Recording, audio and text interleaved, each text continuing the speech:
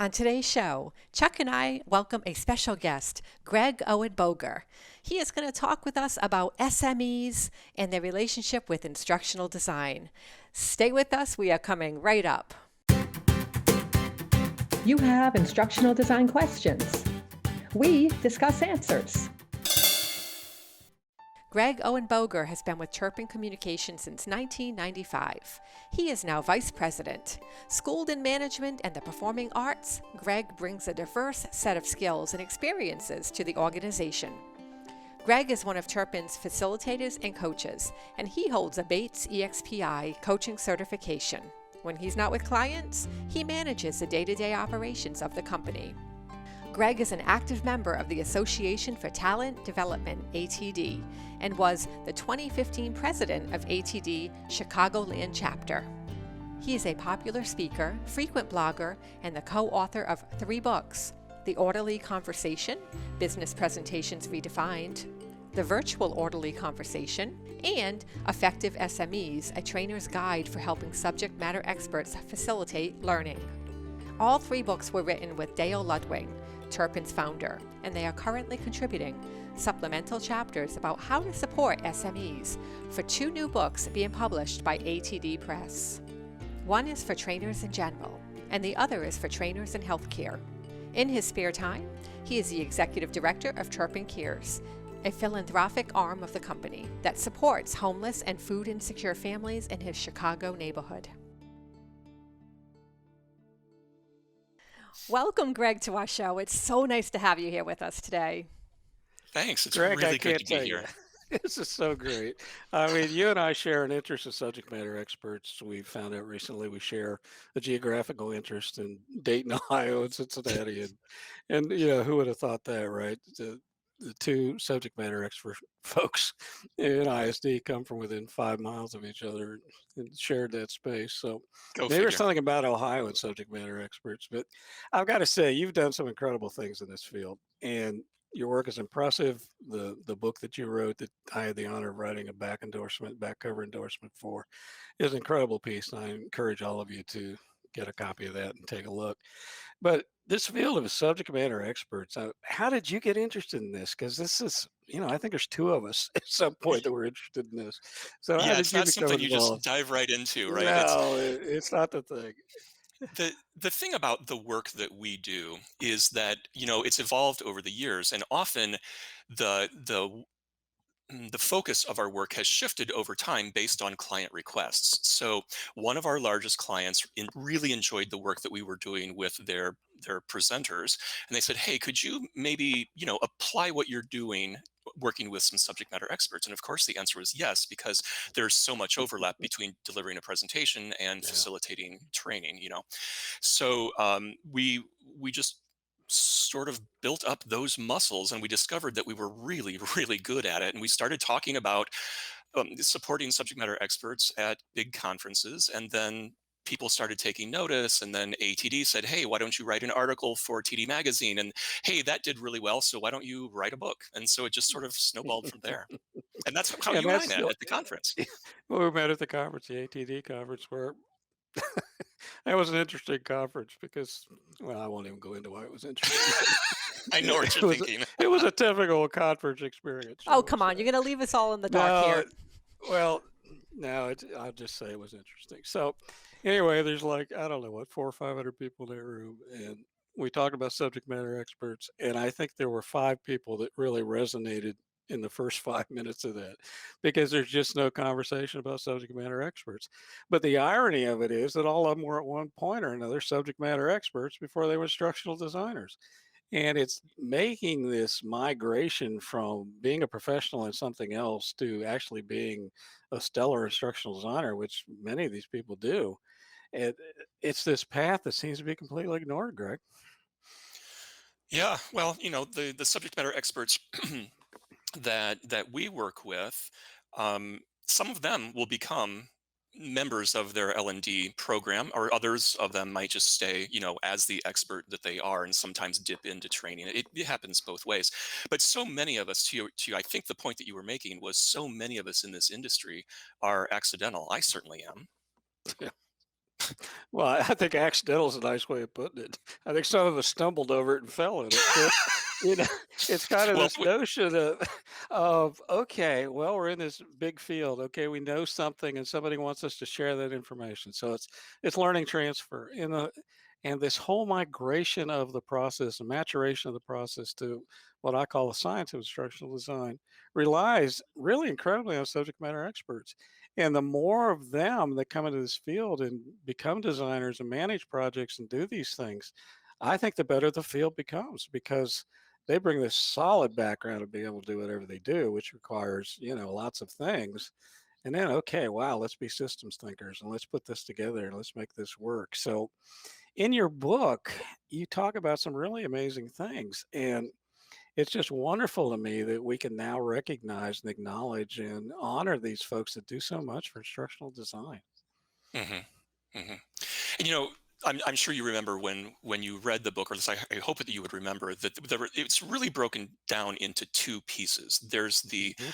piece that's written for instructional designers. How can you best design so that someone else, a subject matter expert, someone who knows absolutely nothing about adult learning, and they shouldn't have to because their expertise is their technical expertise, but Mhm. how do you design specifically for them, because it is different. You have to offer them a whole lot more support, and different types of activities and such are going to be welcomed by them in different ways than maybe from a professional trainer. And then the other part of the book is, how do you coach them during a dry run, or how do you give them gentle feedback after they have delivered a piece of training. So it's really two pieces, and we work with subject matter experts in getting them comfortable with the design that they've been given, and then actually delivering the material, whether it's live, face to face, or virtual. I remember so many experiences when I was first getting into instructional design before I'd gotten any formal training or anything. And this notion of instructional designers working with subject matter experts, you'd almost get the eye roll automatically. It was like, do we?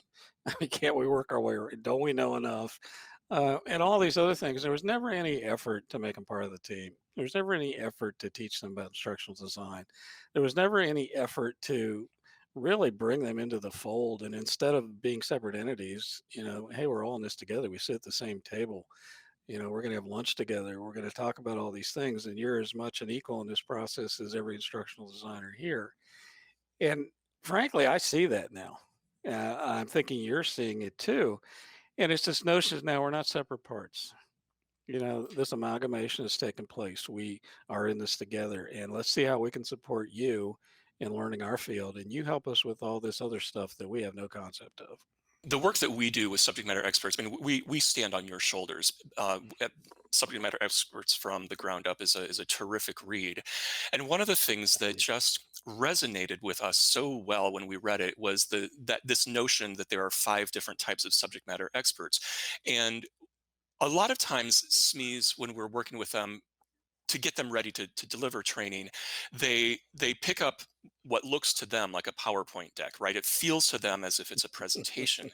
And we know, because of the work that we do, that it's so much more than just a simple presentation. But going back to those five different types of subject matter experts, if we can help them understand that the folks over in instructional design and the other folks in L&D, they're experts too. So let's work together to make this training work so that the learning is heard, understood, and applied. Has there been a challenge in being able to do that, being able to work together as a team and both sides being able to see the value in each other? And if there were some challenges, how did you overcome those? Oh gosh, there are challenges, but I think it's more personality than anything else. I mean, if you know how to work with different personalities, I think you can make it work. Chuck, what do you think? You're giggling. He's always giggling. Pers- Personalities.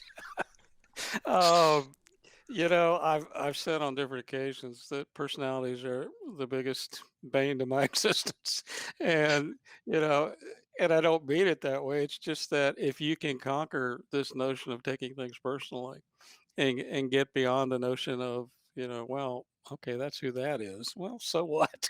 you know, you all got a job to do. Let's break down the facts and work through the fantasies and let's get to some solution here. And that unfortunately is what I see a lot of times. It's like there's this competition, who's going to be in charge or who knows more or who's going to make that decision. And I really think it's not a subject matter expert issue. It's a team issue.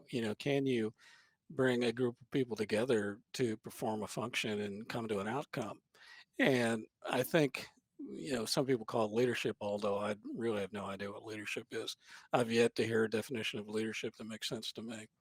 And I just think it's about working together and taking away all of these other activities of the mind that get people off and paths that aren't productive for them. So, Greg, we have a few questions we want to ask you, and Oh, I am going to I'm They're going nice to questions, I segue promise. into this by saying, first of all, we are having lightning and thunder outside, so I really hope we don't lose electricity right now. If we do, just be prepared. We're going to come back on.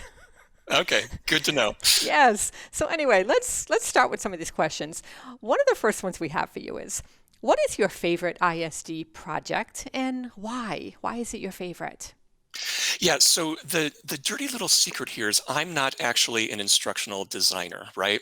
We work with subject matter experts who have been given an instructional design, and then we have to make it work for the subject matter experts. So we don't design from scratch. We just deal with whatever the subject matter experts have been given, right? So, with that in mind, one of our largest clients was going to a blended learning, active learning classroom model. They built an enormous training facility that is so high tech you wouldn't believe it. And so all of their training, and they are a learning organization for sure. All of their training had been lecture style up till this point. So instructional designers had to be brought in to do on demand modules so that when they got into the active learning classroom it was all about doing. Well, the instructors in this particular case are all subject matter experts because this is a high tech company.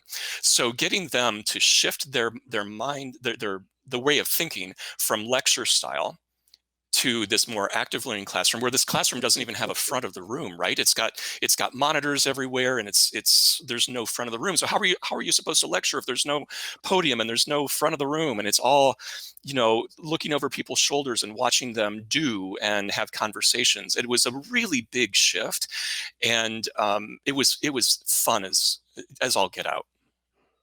And I think you are an instructional designer. I will push back a little bit on that because I think this brings it to the amalgamation issue of we're all doing this together. And one of the things that I find so fascinating about subject matter experts that go on to teach and facilitate is that they really have a problem with that, especially when it gets past the stand in front and do 300 slides and go sit down. Um, Well, if you think and about I, it, that's all they know because they went to yeah, college, like we all did, right? And back in the day, everything was lecture. So they're not they're not doing that because they want to be naughty or go rogue. It's just all they know. well, there's one person, but I won't get into that. They were naughty. But I think the whole idea is that as we identify the different kinds of subject matter experts, what we're doing is saying, here's where your strengths are. Okay. And if you're one of these, if you're a technical SME, then the notion is you bring all this great background in your industry or your field or your science. We don't expect you to be a great facilitator. Let us teach you that. Let us help you with that. So one of the things I always did with subject matter experts that were going to migrate from traditional classroom to some other way of instructing was we spent a lot of time with them on teaching techniques and teaching skills and being able to think about interaction and how to work with groups and how to build community in a classroom. And I thought that was our obligation. I didn't see it as a deficit in them. I saw it as a deficit in how others have approached this by not making them part of the family. Yeah. Good point. Yeah, and I would imagine the instruction being applied in that nature is just so much more powerful and memorable, and it's such an important marrying of those two, the SMEs with learning how to the instructional designers helping them to become those facilitators that they didn't know how to be, and so with that Yeah. training, it's really imperative. Yeah, Yeah. so that's a great example. And would you think of yourself as an instructional designer? Because I find that fascinating. Because I think of you I as an mean, instructional designer. I'm an instructional designer for Turpin Communication for the programs that we teach, for sure. Mm-hmm. But Mm-hmm. but to say that I'm an instructional designer for our clients, no, that we don't do that.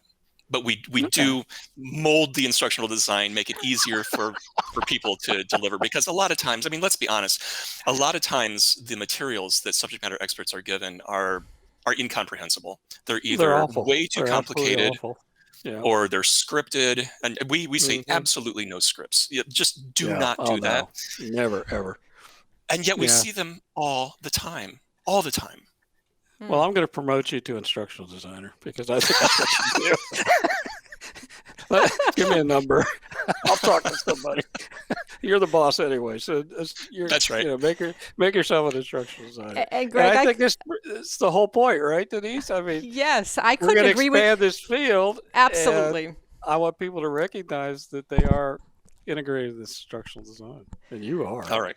Point well taken. I have to tell you, Greg, I couldn't agree with you more about getting rid of the scripts. And Chuck knows more than anybody that we do Yes, I not do do. well with scripts. We've Yeah, it's a tried. joke. We It's a tried complete to joke. record our channel trailer for this YouTube video for the YouTube channel. I think we did like 20 takes and we couldn't get it straight because we scripted it. Yeah, using the prompter and everything. It was It unbelievable. was So a joke. yeah, Yeah. one day Yeah, we the just thing said, is, let's just do it. so I don't know if the audience knows this about me or not, but I started life as an actor.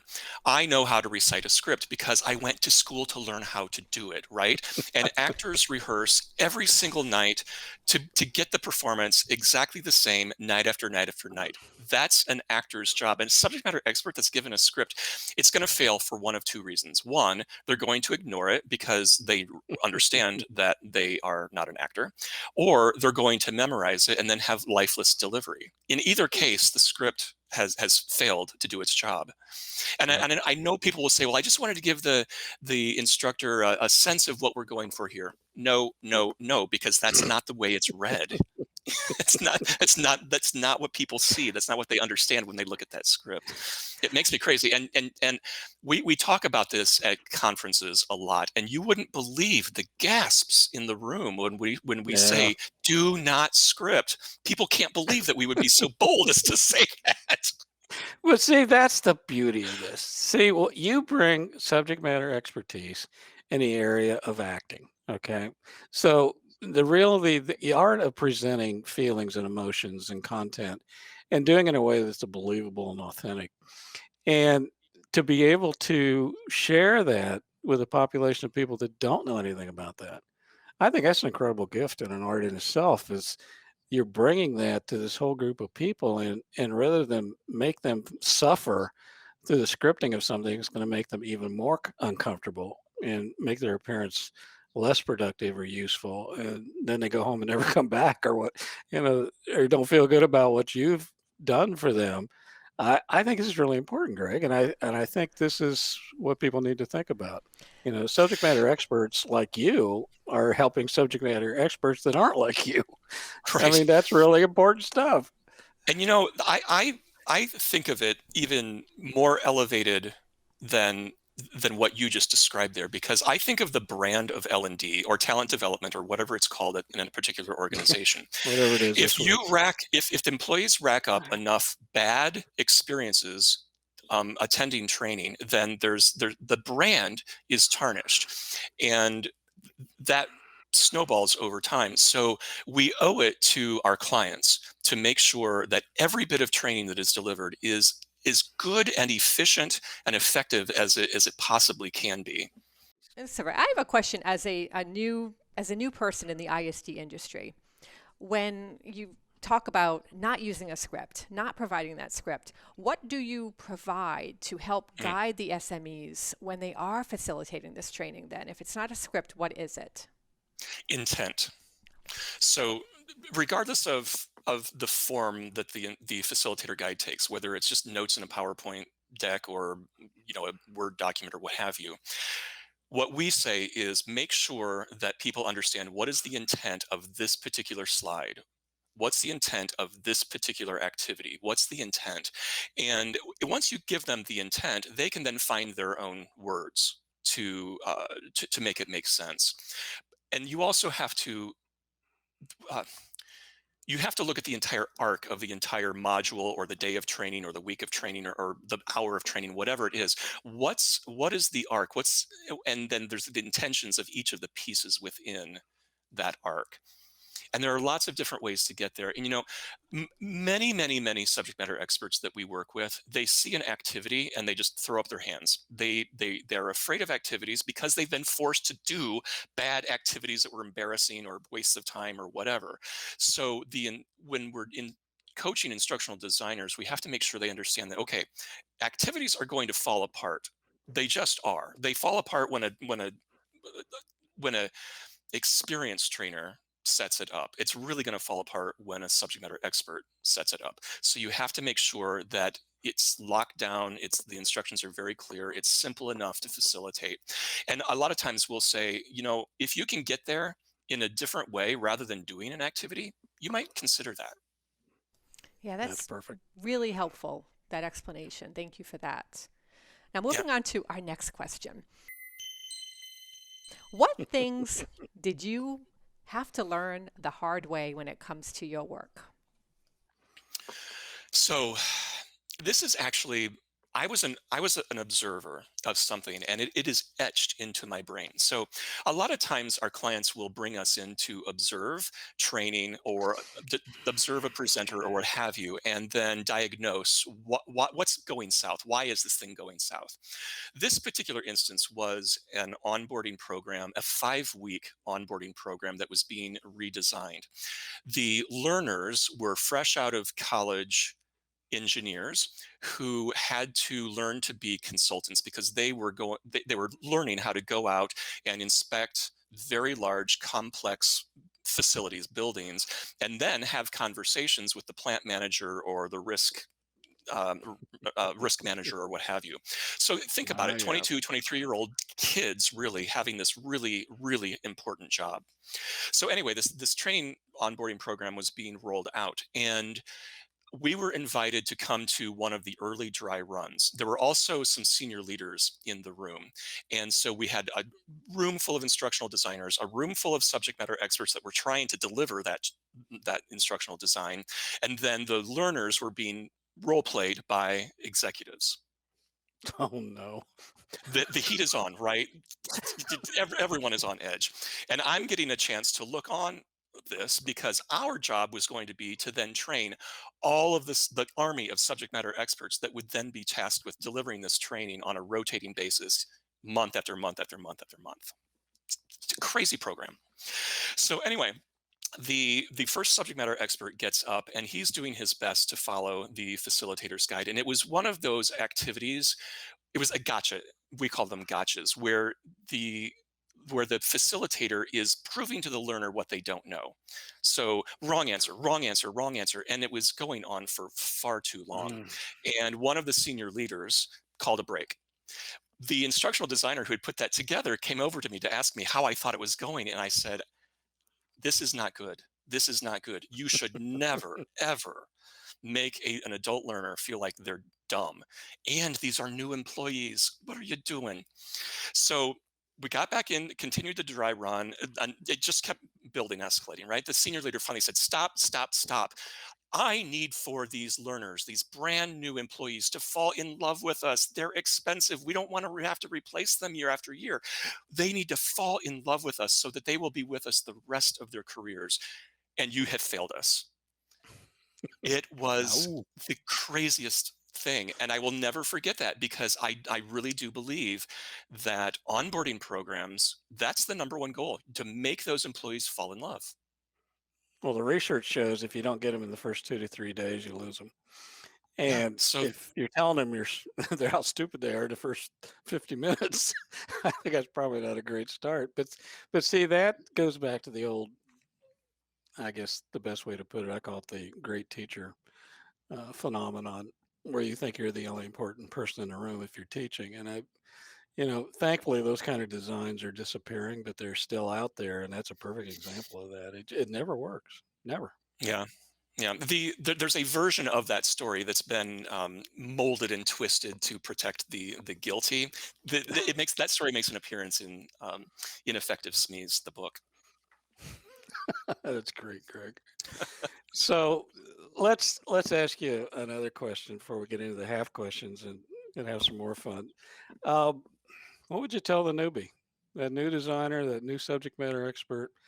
What's your advice to them about getting in here, getting your feet wet, becoming a professional, moving on to a great career? Well, I would have said don't script, but we already talked about that. So I guess I should maybe talk about something else. So that advice would be that you are there to support the business. I think a lot of people in our field don't understand that, but that's why we're in the room, and the business is paying for us to do the work of supporting the business, right? So every moment in the classroom needs to be efficient and effective, and get rid of the fluff. Just get rid of it. Nobody has time or energy for that. And that shouldn't be what the business is paying for.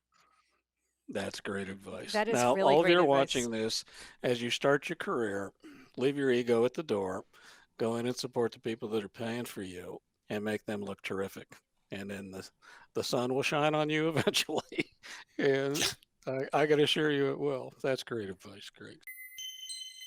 So let's get into our half questions now. Oh boy. Woo, And let me get my wheel. Denise, we I can't tell you how much we spent on all these props. So Yes. we got And to I make have the most taken of some this. time to learn how to use it because She was it only wasn't injured always the first pretty at couple first. times. So we're going to spin this and it's going to land on something and we're going to Yes. ask you to answer it. Oh boy. Okay, ready? Whee! Okay. Country music or new wave music? Oh man. Yeah, It's a tough one. Um, on the spot. See, okay, now I do There's not a listen to third country choice, music. isn't there? And I think I that don't listen to country now. Let me just say that. But when I was a kid, I was obsessed with John Denver, Oh, of and course. our you're family you're would go to speaking to my concerts. heart. You're speaking to Yeah, my heart. It's my Well, I live favorite. in West Virginia, so I mean, he's the god of West Virginia. yeah, Country yeah, roads. absolutely. So Yeah. yeah, the first 3 or 4 concerts I went to were John Denver concerts, Can you and I learned how to believe play that? guitar because I wanted to be him. And our Dayton connection too. He came from an Air Force family, and I think at one time his father served at Wright Pat. I don't know that to be Really? true. I could be lying about it, but I know he came from an Air Force family. So there is that connection too. What a great individual, great human being. Okay. Okay, Denise. Love me some John Denver. Yeah. All Now I right, know what to get you for Christmas. let's do another one. Whoops. Okay, here we go. Ready? Take out or dine in? What would you prefer? Pre-COVID. Well, I am. Over the weekend, I went to my first restaurant sitting in the restaurant, which was the first time in 14 months. 14 months. Yeah. So, but for the last 14 months, it's been takeout. But I love dining out, and that's one of the great perks of doing what we do is we travel all the Hmm. time, or we used to, Yep. and will Yep. eventually again, and all the amazing restaurants that we get to go to. So dine in.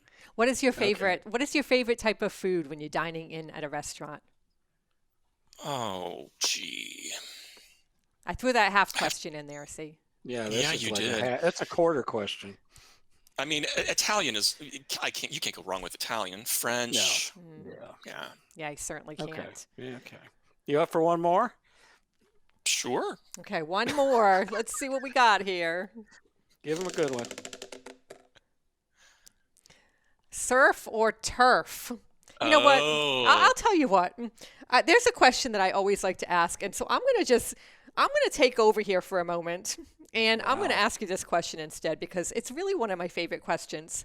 you're going rogue. I am. I'm just See, going this is rogue what here. happens. YouTube is so, That's it. I'm starting to get comfortable here on this it's the YouTube Wild thing. West in the social media. All right. So it would be, and I know you can't probably read my writing because I have atrocious writing. Thank God for, for computers and stuff. But table for two. What that means is, who would you Take the dinner. take to dinner if you had the opportunity to take someone to dinner? It can be somebody who is alive or not. Who would that person be?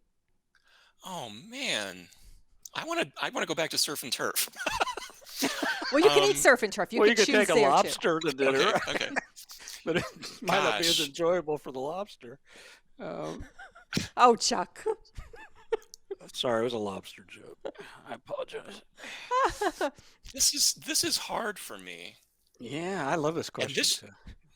I should have an answer for this. What's wrong with me? It's not John Um, Denver. well, that did cross my mind, but since we've got this country western theme apparently running through it, I'm going to say Dolly Parton. She's I Sevierville, find her Tennessee. she is absolutely awesome. fascinating. Yep. Well, She is my a family fascinating. had a home in Sevierville, which is where she grew up.